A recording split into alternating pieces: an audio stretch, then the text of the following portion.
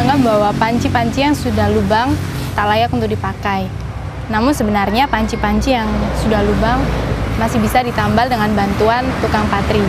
Nah, sekarang saya sedang menunggu tukang patri yang biasanya lewat di sini.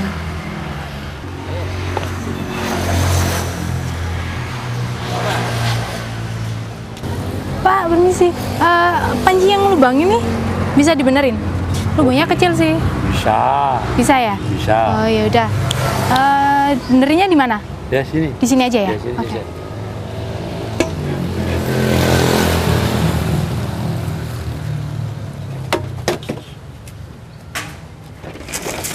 Hei.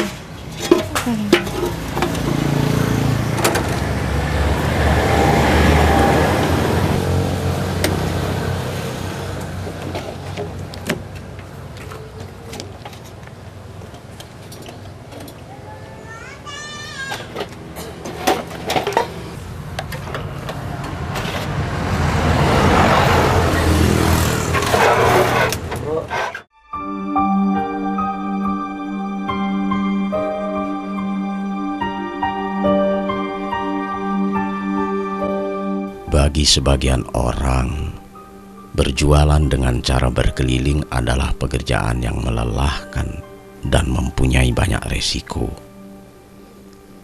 Apalagi usaha yang dimiliki adalah usaha musiman. Sebagian orang lagi sangat menikmati pekerjaan dengan berkeliling. Salah satunya dikarenakan dengan berjualan keliling dapat mencukupi kebutuhan hidup sehari-hari, walaupun hasilnya tidak banyak. Berjualan keliling juga merupakan sebuah pilihan. Bahkan kebanyakan orang yang berjualan keliling bermula dari keterpaksaan dan tuntutan hidup.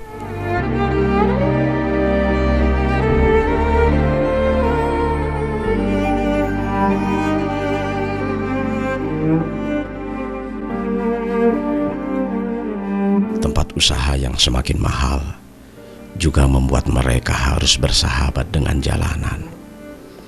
Ruang-ruang kosong, pinggir pasar, alun-alun menjadi incaran mereka.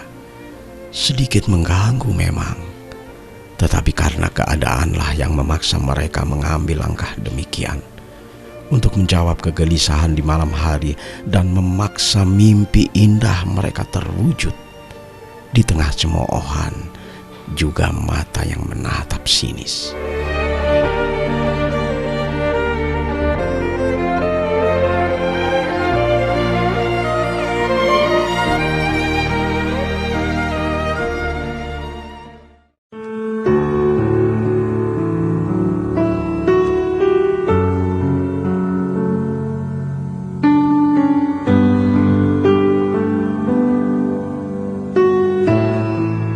Matahari baru menampakkan wajah. Orang-orang belum banyak yang membuka jendela dan pintu. Di sebuah masjid, seorang tua sedang bersiap-siap dengan sepeda yang selalu menemani hari-harinya. Kendaraan tua dan sederhana dengan berbagai kelengkapan mulai dibersihkan. Bahan-bahan lain yang diperlukan juga telah siap. Perlahan, kaki mulai mengayuh seiring berputarnya roda-roda menyusuri sisi-sisi jalan.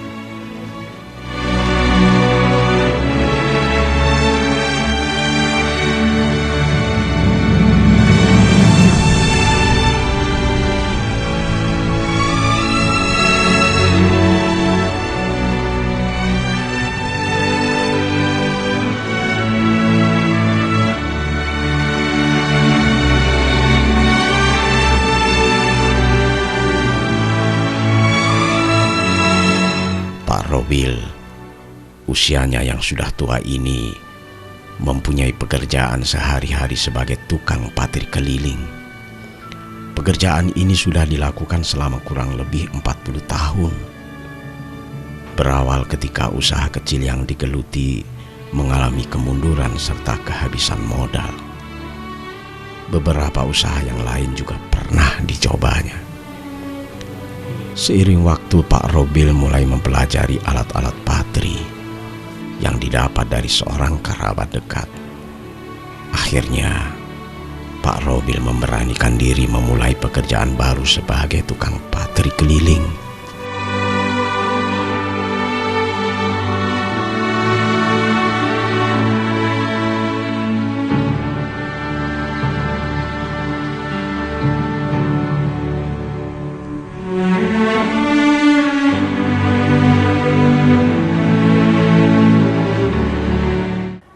Dulu itu saya kan kepepet Kepepetnya saya bekerja seberat-berat sudah saya jalani. Lantas saya ingin bekerja sampai tua masih bekerja. Saya tidak mau dinggurkan anak, itu tidak mau saya. Karena usia sudah lanjut, tapi saya tidak mau dinggurkan di rumahnya, tidak tahu, tidak mau saya. Mau kerja sampai mati. Cita-cita saya sampai mati. Nah, perjalanan itu ya, kalau selain saya ya sudah stroke. Ya kalau diatur, dipikir sepintas selalu ya capek, tapi saya bekerja, ya ada capek ya jadi tidak.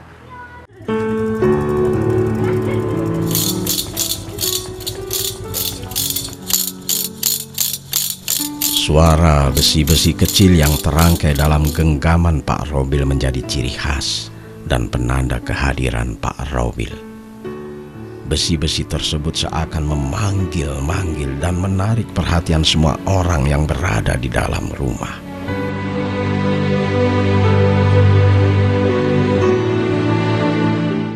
Pokoknya saya bekerja itu tidak selalu stakeng, ingin banyak hasil saya enggak.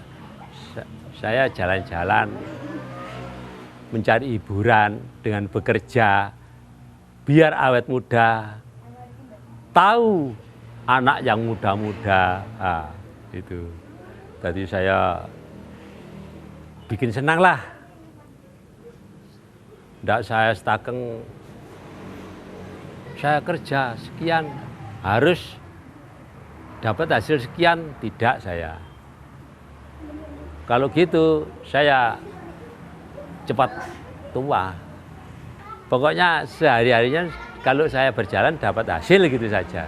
Entah tidak tahu, entah sedikit, entah banyak. Misalnya hujan ya ada di emper-empernya tuku, kayak ada emper yang lebar ya saya tenang di situ.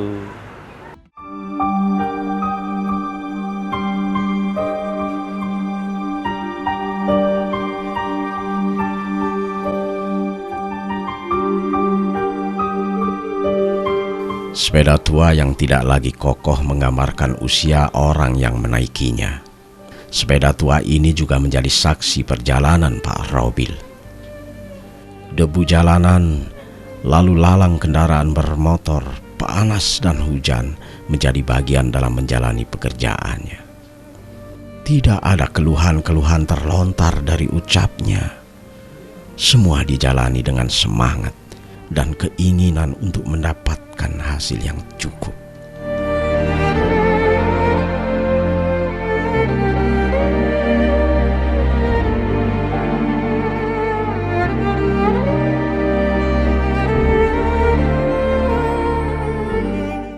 Saya kalau seminggu pulang, satu minggu pulang gitu.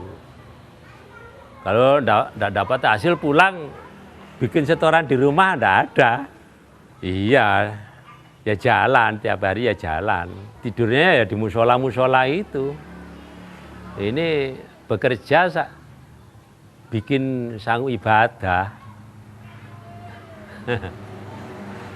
Kalau enggak bikin sanggup ibadah, ibadahnya mubadir. Penghasilannya cukup nggak? Ya cukup. Ya cukup bikin makan saja. Kalau bikin sugih ya enggak bisa. Ya cukup makan. Belajar patri itu saya ada di karuseri dulu. Karuseri mulai 55 sampai 60.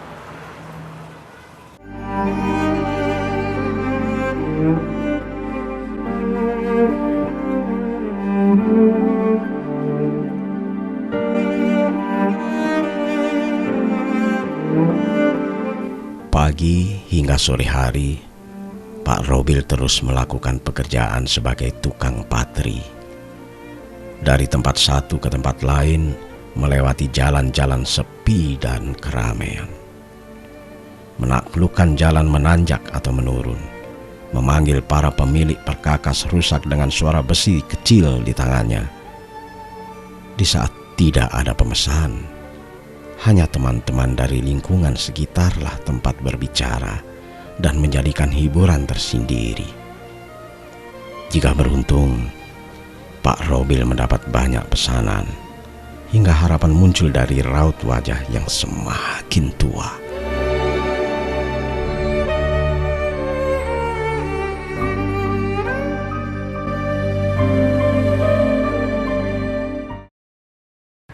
Ya, sebetulnya usia sudah lanjut ya, kalau saya punya minat, tapi berhubung hartanya itu tidak ada, tapi jadi saya ya sudah menerima saja. Nrimo pawe ing Gusti Allah, nrimo pandum. Oleh didik diterima, oleh akeh ya jono luwiye. Kalau saya itu masalah patri itu tidak ada pelanggan.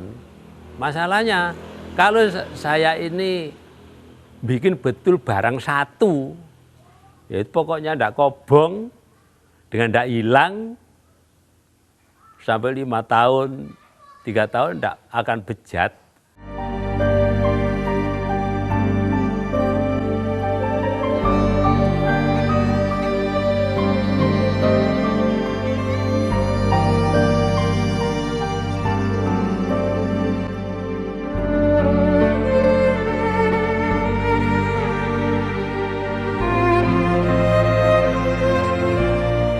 Walaupun menjadi tukang patri tidak membutuhkan keahlian tinggi, tetapi tidak semua orang dapat melakukannya. Tidak banyak orang pula yang mau memperbaiki perkakas dapur yang rusak, karena harga perkakas dapur semakin saja murah, sehingga Pak Robil tak dapat mematok harga yang tinggi.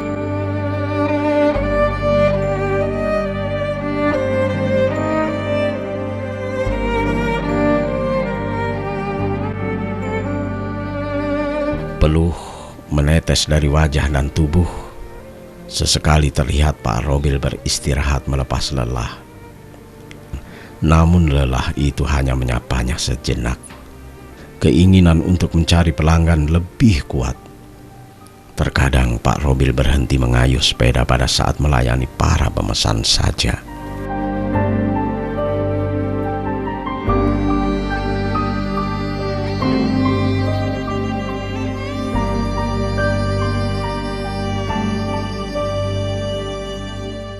Dia lebih berat. Masalahnya gini, kalau tukang talang beda dengan tukang patri kampung. Kalau patri kampung itu harus banyak pikiran. Masalahnya satu-satunya orang itu tidak sama permintaannya. Kalau tukang patri kampung. Kalau tukang talang, ya selamanya ya rupanya ya gitu. Jadi pikiran cuma satu kalau talang. Kalau patri kampung, pikirannya harus banyak. Emang yang dipikir? Nah, kalau saya, pekerjaan segala bidang, urusannya dari seng, bisa.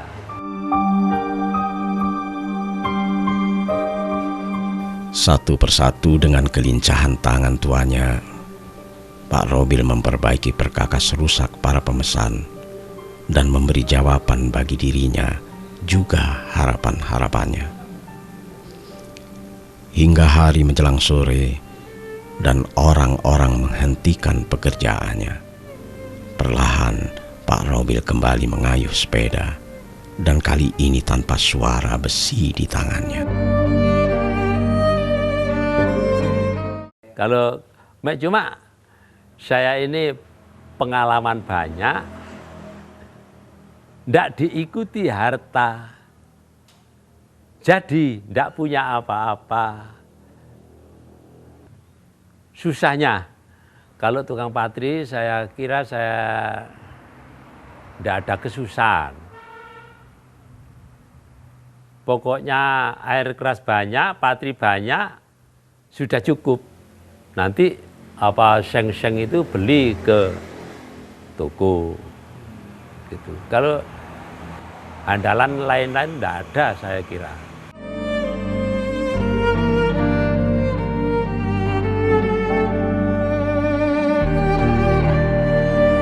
Tidak ada keinginan dari Pak Robil untuk mengganti pekerjaannya.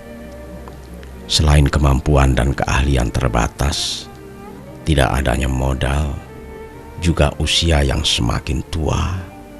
Saat ini walaupun merasa cukup dari hasil menjadi tukang patri, harapan-harapan selalu menghampiri untuk hidup yang lebih baik. Harapan-harapan selalu menyapa dan memacu. Saat menyusuri jalan, saat perkakas rusak di tangannya, saat keringat menetes di wajah. Dengan semangat dan kesabaran yang selalu dimiliki.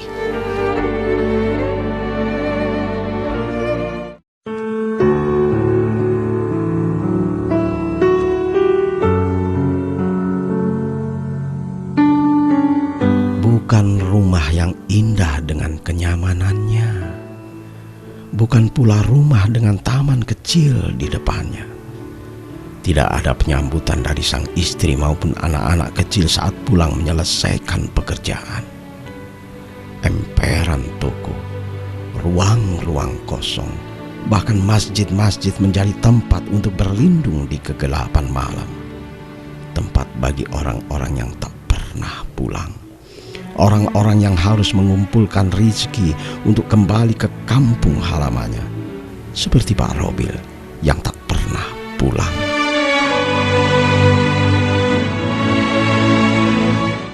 Ya, jalan-jalan, bertemu dengan sampean, bertemu dengan anak laki-laki yang muda-muda, yang sistemnya bagus, yang anak muda, yang senang bekerja, saya senang. Punya pengalaman ini saya senang. Apalagi kalau mau mencari ilmu, tambah senang. Ya bekerja, ya cari ilmu. Gitu. Nggak kerja-kerja tok, nggak bisa. Cari ilmu tok ya nggak pelaku. Oh makanya makan di warung-warung. Warung-warung makanya.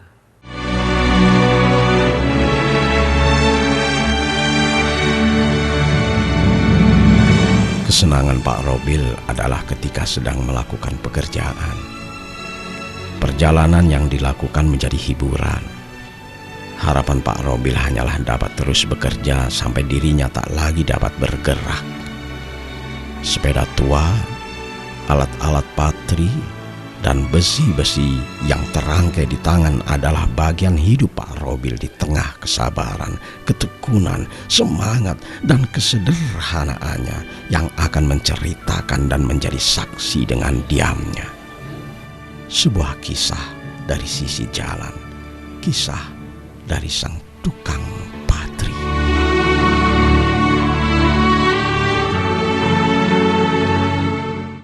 Hasilnya untuk makan, bikin jajan anak.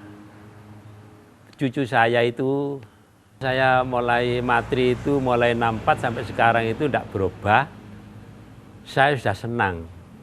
Kalau saya tidak senang ya sudah buyar sabene.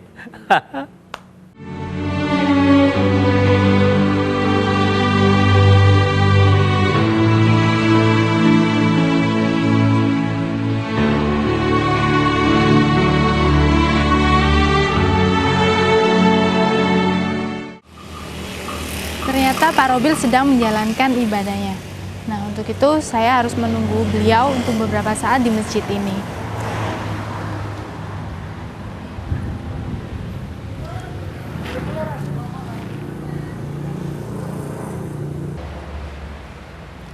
Selamat siang, Pak. Iya. Lagi istirahat, Pak ya? Ya? Lagi istirahat. Iya. Barusan saya nunggu Bapak lagi sholat. Nah, gini biasanya Bapak ke daerah mana aja sih, Pak? Ya? Ke daerah mana saja? Saya Iya. daerahnya itu banyak. Kalau tidak ada uang di sini tidak boleh uang. Mana-mana. Pindah-pindah gitu, Pak ya? Iya, pindah. Terus gitu biasanya Bapak istirahat gitu ada misalnya nunggu sampai sore atau gimana? Oh enggak, ya sebentar jalan gitu. Nah, kalau sekarang ya? Ya? Kalau sekarang kan musim hujan gitu, Pak. Ya? Kan sekarang kan musim hujan. Iya, sekarang musim hujan. Kalau musim hujan, saya masuk ke dalam masjid, nanti ditunggu di masjid sambil sholat. Kalau sebelum turun, kalau sebelum asar hujan, saya tunggu. Ya, nanti sembahyang asar. Bapak, ini ada sedikit pemberian dari pemirsa Dhamma TV. Ya, dan ini ada sedikit tambahan. Ya, semoga bisa meringankan beban Bapak. Ya. Saya terima kasih. Semoga diterima dengan Allah. Amin. Sama-sama panjang umur, sama-sama bahagia. Bagi pemirsa Dhamma TV yang ingin membantu saudara-saudara kita yang bekerja keras namun mendapatkan hasil yang sedikit, bantuan dapat dikirimkan ke alamat yang tertera di bawah ini.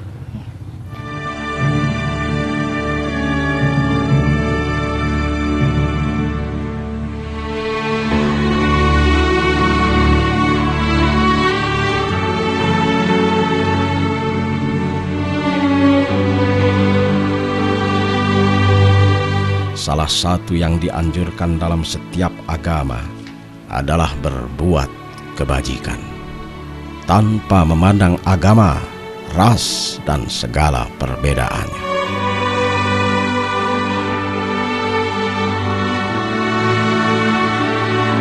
Beginilah salah satu fenomena usaha yang terjadi di masyarakat. Masih banyak orang-orang yang sampai saat ini memerlukan uluran tangan dari kita. Mereka yang setiap harinya bekerja keras dengan semangat, namun mendapatkan hasil yang sedikit.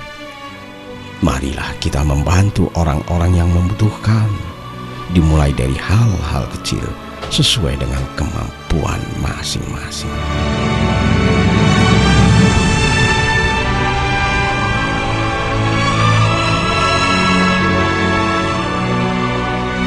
Dengan semangat yang tinggi dan tak mengenal lelah, Pak Robil bekerja untuk memenuhi kebutuhan hidupnya. Nah, semoga dari tayangan tadi kita dapat mengambil hikmahnya. Jangan lupa untuk terus saksikan Bodi Cita di hari dan jam yang sama setiap minggunya hanya di Dhamma TV.